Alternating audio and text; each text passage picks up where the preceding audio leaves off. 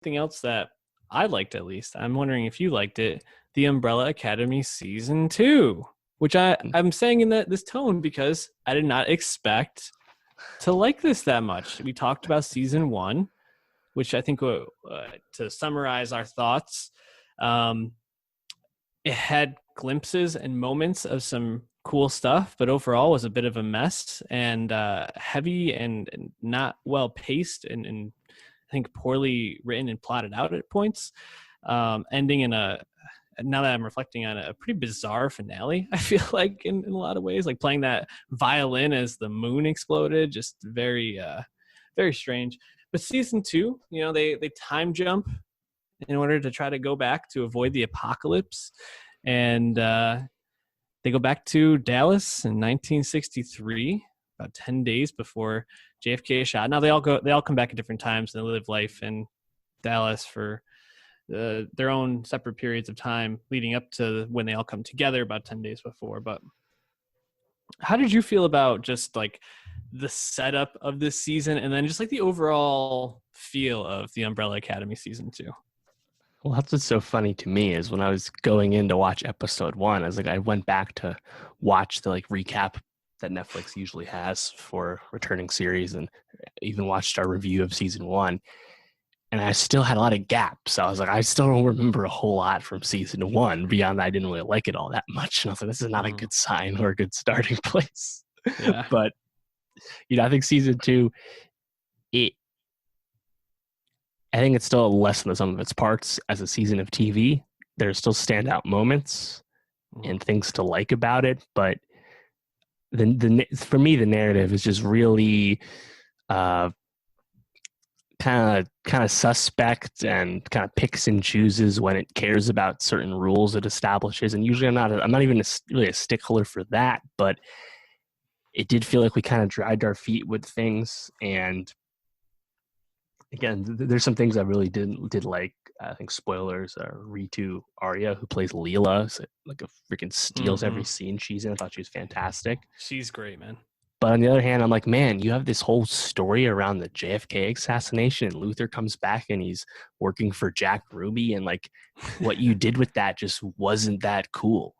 Like there was so much potential there, and I'm like, I feel like Watchmen was way more interesting when they barely alluded to the fact that the comedian killed Kennedy, right? And it's like that let me down. I even thought the stuff with the civil rights movement and like the sit-ins and stuff, I ultimately thought that was kind of boilerplate, I also thought that could have done more. And I think the key thing about the season, right, is that everyone's separated, so we have all these different subplots, and for me, I think some of them just hit way better than other ones, but for sure, definitely has good moments. Yeah, I think what I liked most about this season is last season they really leaned into like the family trauma aspect of it, which is fascinating from a psychological perspective, but from like a TV enjoyable perspective, like this is way more Marvel than Watchmen. And if you're going to go the Watchmen route, you need to be a lot more well written and thought out than this show really is, which is fine. Like it's fine being just a superhero show, and when it's sillier, when it leans on the action fight scenes set to like a fun song, whether it's Backstreet Boys or so many, there's so many, Billy Idol, Kiss, like the soundtrack on this is great. And when it leans on those moments, you're like, okay, the show has some great stuff. I think when it goes more into the relational side of things is when things kind of fall apart a bit. And I also think the story with the handler and what's the name of the organization she works for? Mission. Yes. When it comes to them, I just kind of don't care and don't get it. Yeah, no, that shit just doesn't make sense. Yeah. And that's why I can't invest so much in the narrative, because there's just shit is just confusing and is really unclear, right? And then I think about 5, who 5 is more or less the driving force through most of the season once again. And on its face, a very interesting idea, and there's cool stuff with him, but it's like, why can the guy who can teleport wherever he wants and also kind of control teleporting back and forth through time now, which was an issue originally. Why is he just waiting in the back alley for everyone to show up at the designated time and not just going to find everyone? Like, why is that like a pain point for him? That felt really contrived to me. And like I was like, why is this confusing? Why is this the way it is? You know. I also thought that the Swedish trio of assassins, they felt really unnecessary, but also they just weren't as cool or interesting as Hazel and Cha-Cha from season 1. Yeah. Cameron Britton and Mary J. Blige. You know, it's like they also didn't really add up. And I honestly, like, I'm curious to see how you feel about Vanya, because her subplot's one of the bigger ones, and I honestly still find her quite the tough hang. You know, on one hand, I'm sure Ellen Page was really happy to portray a lesbian relationship on screen. I'm sure she was really, really excited about that. But for me, it just kind of felt really bogged down. There's a lot of like really predictable beats about that one. Yeah, well, how'd you feel about Vanya this season? Yeah, well, Vanya last season was such a downer. I was almost happy to just see her getting a somewhat normal character arc in a way where she has her own subplot and she learns she has powers. The fact that she doesn't have memory, it kind of allows her to not be totally burdened by the fact that she caused the apocalypse prior, and to kind of have some cognitive dissonance, which I think is necessary because that character is such an empathetic character that if she knew that right from the get-go, she would probably say she should just kill herself. She's literally Jean Grey in Dark Phoenix. That's right. So similar. Right. And I was just happy to see her get where it wasn't the same thing. 'Cause that was kind of my worry. When she didn't remember who she was, that she was going to like learn she had these powers, kind of uncover her past, and then she was just going to become the atomic bomb again. And seeing Ben kind of get a chance to do more than just be Klaus's sidekick and actually have like a nice moment was cool. And it seems like he's going to be more of part of the series moving forward, which is also cool.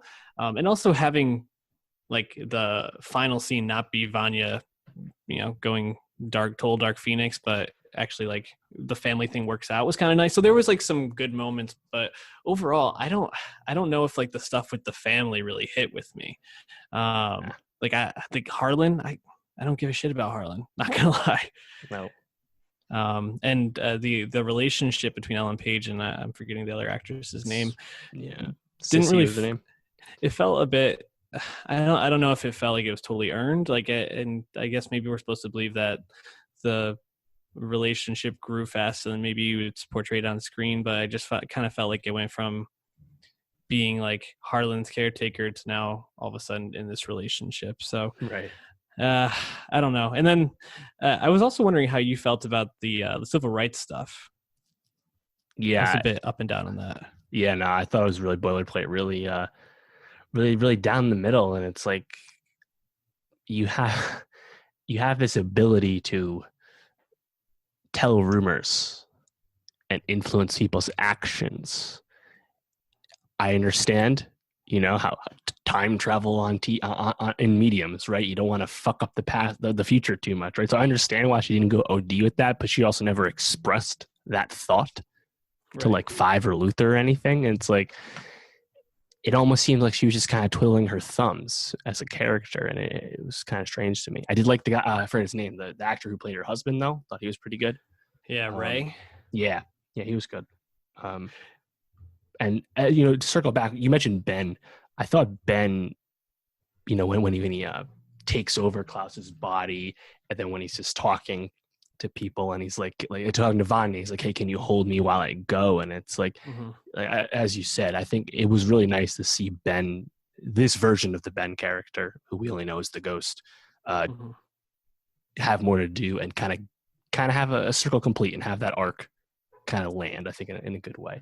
Overall, my favorite subplot was definitely Klaus, just because he's the comic relief. He's hilarious. And like him leading this like commune like he's freaking David Koresh or something, while he doesn't even really want to do. He's trying to run away from them. They won't leave him alone. Like there's some really good stuff with that. And I think Klaus is even more manic in season 1, but like I think there's really good potential with him. And yeah, I agree. And Robert Sheehan's great as him. He is, yeah. He's definitely, I think, my favorite performers. And Luther and Diego, I think they're probably still the weak links to me. Diego at least was a little cooler this time because of his links to Leela, but um, yeah, I mean they're just kind of like down the middle characters, you know. They're not that cool. Yeah, and they're kind of set up to be the losers, right? Like everybody kind of make like Luther gets made fun of for his flatulence, for being like this really like big guy who eats a Mhm. lot and don't make the weight joke sort of thing. And Diego's the stupid one who can't figure things out, and he kind of gets clowned on by his dad. Um, but I actually really liked Diego's development in this season because it feels like they're making him seem a lot more competent than he is. And I think also the way that he kind of used the his like position with Leela and her putting him into the um God, I really can't remember the name of that organization. Commission.